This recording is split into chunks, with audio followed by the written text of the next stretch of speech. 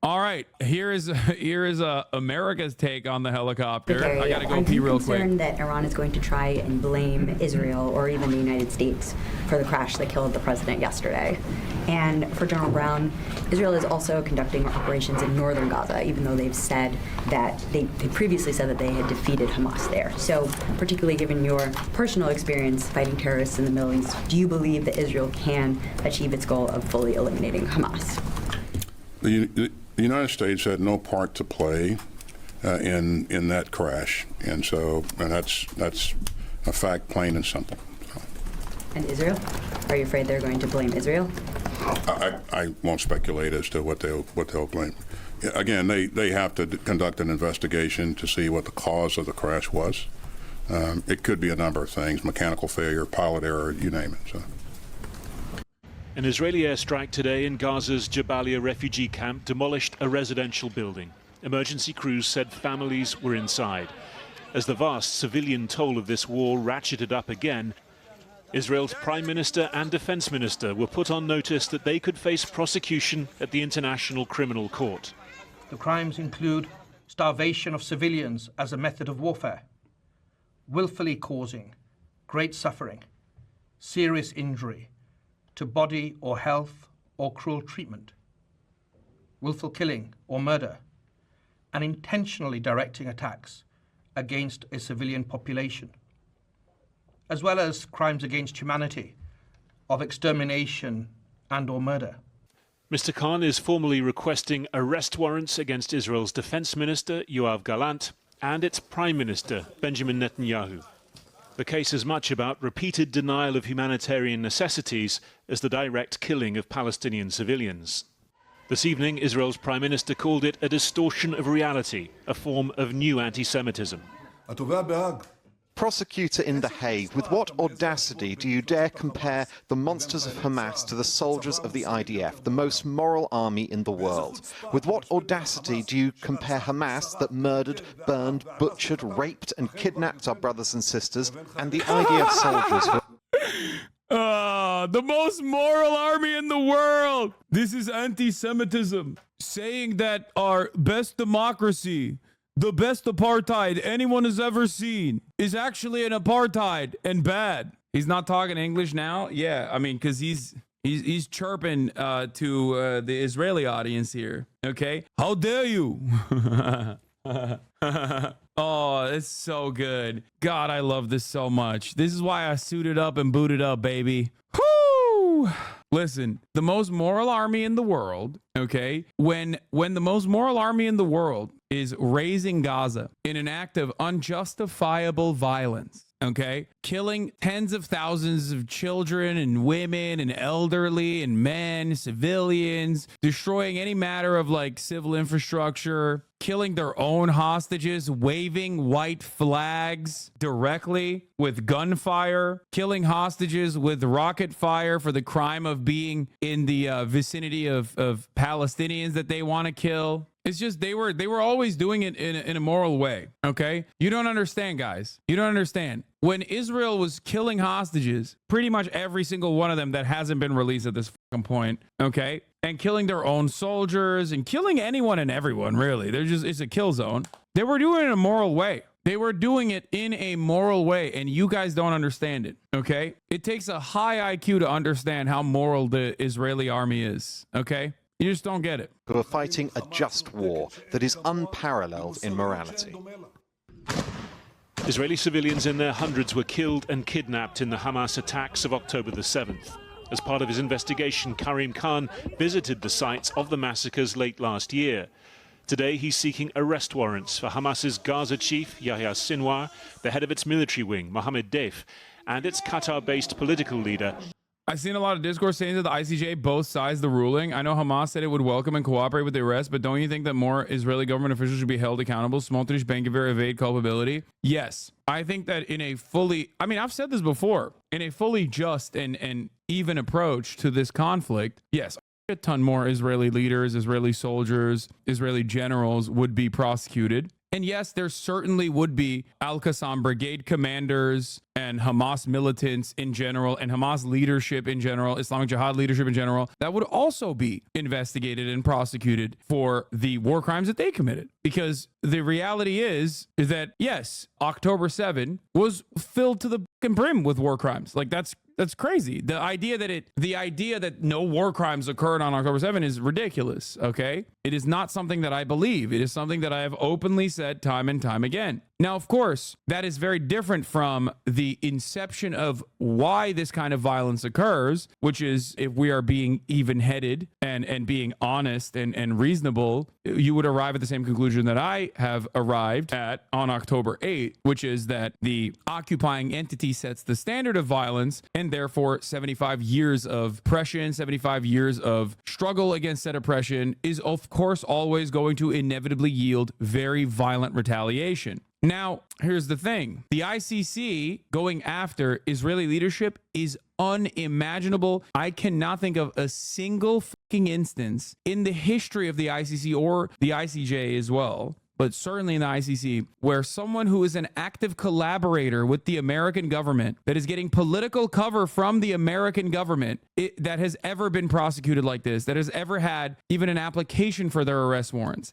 Ever. Sure, maybe there might be like a person who did collaborate with the Americans at a certain point that we no longer have use for, that might have an arrest warrant later down the line, but not actively while they are currently engaging in the violent acts, and certainly not while America is offering open political cover for said acts. This is a massive moment, a unimaginably huge change of attitude, an unimaginably huge change of global politics, in my opinion. It spells that the American hegemony is in its final stage. Okay, before Putin, it was literally only 47 Africans they prosecuted. Like, this is massively important, in my opinion. And not because, like, I think that Benjamin Netanyahu is going to go to jail or anything. I don't think that, like, Interpol is going to arrest him. They're going to intercept his travel and arrest him alongside, like, Yoav Gallant and, you know, prosecute him and he's going to go to jail or some shit. I don't believe that at all. I do not personally believe that that is going to happen. I do, however, think that, like I said, not to be too much of an optics guy, but I do believe that the optics of this situation spells trouble for the American State Department. Like, they have to see the writing on the wall. It will also massively impact Israel's ability to conduct diplomacy if the arrest warrants are issued, as they won't be able to travel to Rome Statute signatory nations. The U.S. isn't a signatory. However, if they are voted out, the next Israeli leadership won't likely be affected. Yeah, this is something that I brought up on October 10, okay? It goes back to Zionist arrogance, it goes back to Zionist entitlement, and it goes back to all of the violence that is happening as a consequence of those opinions, as a consequence of that fascist mentality running rampant through every aspect of Israeli governance. Okay? This has created, and this is not just me saying this, okay? I'm some random dickhead Twitch streamer. Make no mistake. There are people in the American State Department whose only interest is not like saving Palestinian lives by any means. Like, they don't give a shit about that at all. But whose only interest is the continuation of American empire, who also saw this reality. That if they continue without any restraint whatsoever, giving the go-ahead to Israel, that this would actually shake the standing and the confidence that the international community has in America's global dominance and America's control. That's what's happening here, okay? What you are watching right now, what is unfolding in front of our eyes, is a very serious change in attitude and in enforcement. Think about that. Israeli Foreign Minister Katz asked AIPAC leaders to work with Congress against the ICC decision. See? Open foreign interference in American domestic affairs, American foreign policy. Bibi and Galan are the only targets because, one, people like the Chief of Staff Herzi Halevi and Shin Bet head Ronan Bar have already announced their retirement. Two, Ben Gvir and Smotrich are not in the War Cabinet, only on the National Security Cabinet, which influences the war less directly. And three, Gantz, who is in the War Cabinet, it just isn't as inflammatory and is considered an alternative. It's America's guy, by the way. That's the other thing. Benny Gantz, who is a war criminal as well, for prior incursions and prior sieges, war crimes that he actually flexed when he was running against Benjamin Netanyahu, mind you, is America's guy in the room. They want Benny Gantz to be the new liberal Zionist that will lead the apartheid and will manufacture consent and basically massage the narrative so that it's easier for all of our mainstream outlets to continue running the same exact propaganda for Israel. Benny Gantz is also announcing that he'll leave the government if a no day after plan passes till June 8th. It's all political, but that's it. Yes. Does Invade the Hague Act apply to Israel too? Let's continue. Ismail Haniyeh. There are reasonable grounds to believe that these three Hamas leaders are criminally responsible for the killing of Israeli civilians in attacks perpetrated by Hamas and other armed groups on the 7th. Can I just say once again, bald men reign supreme. Bald men on top again. I hate to be that guy, but honestly, bald men strike, and they strike pretty fucking hard, okay? 7th of October, 2023. Look at how serious they are, by the way. This goes kind of hard. I have to admit, this goes kind of hard. They're like, very disappointed in the way that Israel has conducted itself. Very disappointing. Bald's not bothered by the tribulations of hairstyles. Giga Haas, more brain power. True. The taking of hostages and the other crimes alleged in our applications. Those other crimes, he said, included horrendous sexual violence, including rape. Hamas denounced the decision, saying the prosecutor was equating the victim with the executioner. When Vladimir Putin was hit with an ICC arrest warrant over Ukraine, it immediately meant travel to any signatory to the Rome Statute. China, not one of them, risked possible arrest. For now, no such risk for Benjamin Netanyahu, at least not until a panel of judges rules on the prosecutor's request. Britain, an ICC member, has called the move unhelpful. President Biden has labelled it outrageous. Legal experts say a decision on the warrants could come within weeks. Well, I'm joined now by the barrister Toby Cadman, who specialises in international criminal and human rights law. There's an argument over whether the ICC has jurisdiction here. The Americans, Israelis and Britain are saying they don't. How does it have jurisdiction when Israel isn't a signatory and Palestine isn't a state? Well, first of all, one of the things that we've heard today is there was the report by the panel of experts, and one of the things that they've looked at very, very carefully is the question of jurisdiction. Very clearly declares that Palestine is a state for the purpose of the Rome Statute of the International Criminal Court, and has stated that the attacks in Gaza, which Karim Khan has referred to as a complete siege of Gaza, is part of an international armed conflict, and the attacks by Hamas in Israel are part of a There are decades where nothing happens, and then there are weeks where decades happen. International armed conflict. But if we look at... I hope I'm not, like, hyping this up too much, okay? Among 124 countries, Germany is a signatory to the Rome Statute. Would they arrest Bibi? Are they obliged to? Well, that would be awesome. What makes it even funnier is that the bald guy was Israel's choice to be the lead, to be the head prosecutor. America also petitioned for him to be the head prosecutor. So they can say that even though Palestine isn't an internationally recognised state, for the purposes of the court, it is. That's going to sound odd to people. Well, no. I mean, effectively, what they're saying is they're confirming that Palestine is a state. Now, if we go back to 2015, when Palestine ratified the Rome Statute, and then 2018, when it... I think you're hyping this up too much, unfortunately. Guys, I don't think that Benjamin Netanyahu is going to get fucking arrested, okay? Calm down. I've never said that I personally believe that Benjamin Netanyahu is going to get fucking packed up, or Yoav Gallant. I'm simply stating that this is a change of pace, at least for the time being, a major change of pace from the way that international organs of justice have operated as an arm of American imperialism. The fact that they are even petitioning to start the arrest warrant process is unironically a major shift. You have to remember, it's about pressure on all fronts, okay? You can look at each individual protest and go, oh, well, this doesn't seem to be that big. That doesn't seem, what are the college protests doing? What are the people like blocking the roads doing? And it's like, they all play a formative role. They play a significant role in creating new vectors of pressure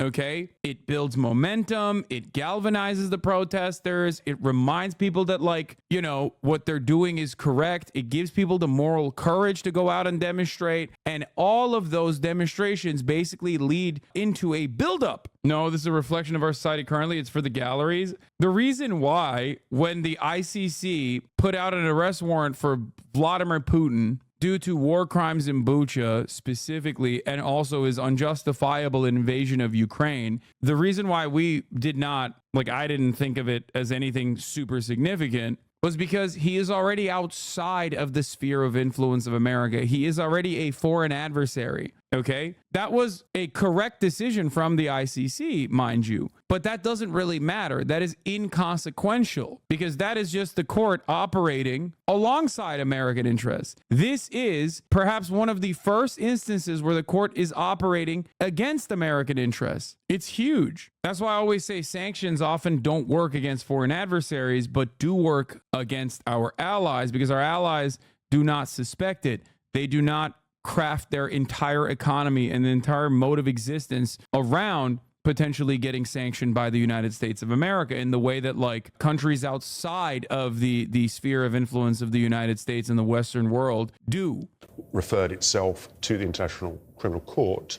The prosecutor at that time took the rather extraordinary step of asking a panel of the pretrial judges to determine whether the Office of the Prosecutor had jurisdiction over what happened in Palestine.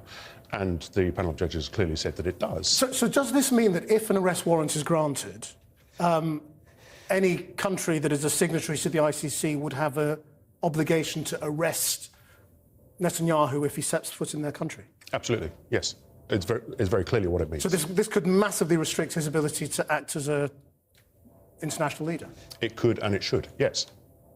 And, I mean, why wouldn't that arrest warrant be granted? You know, what would be the argument against it, given the prosecutor has applied, saying there's a case to answer? I mean, it's certainly not going to be a question of jurisdiction, because that question has clearly been answered. And just to be clear, is that the jurisdictional question, Palestine as a state, so any crimes that are committed on the territory of Palestine. Can't stress enough that this is just the application. It could take months for the court to decide. However, oh my God, will I be the happiest lad in the land if Bibi and Sarah Netanyahu will no longer be able to go to their retirement vacations in Europe? One of Bibi's corruption cases has to do with bribery via hundreds and hundreds of expensive champagne bottles, and now he may have to drink all of them alone in his basement instead of abroad. Yeah, this is an application. It could get denied still. I will talk about, like, the worst outcomes and the best outcomes in a little bit. I'm just giving you guys more background, okay? We're going to get there. Hold on. Palestine falls within its jurisdiction, and any crimes committed by a Palestinian national in Israel would also fall within its jurisdiction. So it's not going to be a question of jurisdiction. It's an evidential question. And certainly what we've seen so far, what has been said by Karim Khan today, and what we've been seeing for the last few months, very clearly, there is a very strong evidential basis. This is not both sizing it, robber guy, man. That you are susceptible to the right-wing framing on the issue if you think this is both sizing it. I know I've seen a lot of people criticize the ICC decision here for, like, also putting Palestinian resistance group leaders in the application in and of itself. The reality of the matter is there were war crimes committed. Sure, in an act of resistance against an apartheid state, ultimately, but war crimes nonetheless. In order for an international organ of justice to truly remain impartial in this process, they are, of course, going to do this as well, especially because they're, in my opinion, right now, going on a tightrope. But this goes back to another really scary potential scenario that I have in my mind, which I will talk about in a little bit. Just wait. For those arrest warrants to be granted. I mean, we have seen in the past arrest warrants not being enforced by South Africa, you know, most recently. So does this end up being any more than grandstanding if nobody arrests him? Well, I wouldn't say that he's grandstanding. Of course, what Karim Khan has done, and again, he's taken the rather extraordinary step of making this public now, which is something he didn't do with the Putin arrest warrant. But of course, he is. I think it's crazy they wouldn't. The prosecutor himself said he would undermine the entire process and institution if they were selective in its applications, especially given the war crimes on October 7. Yes. Is the scary outcome that the entire Western world throws out the idea that ICC and UN altogether, completely illegitimating the institution, because that's all I see happening from at least US, UK, and Germany? No, that's not the scary outcome. No, I don't. If the ICC doesn't actually move forward with this prosecution, they're already an illegitimate entity anyway. They are not doing what they're supposed to, which is prosecute war criminals for their war crimes. So obviously, it doesn't fucking matter. What you need to understand here, and I know we're going to talk about Lindsey Graham chirping too. God, it's so sweet. It's so sweet how fucking angry they are. It makes me so happy.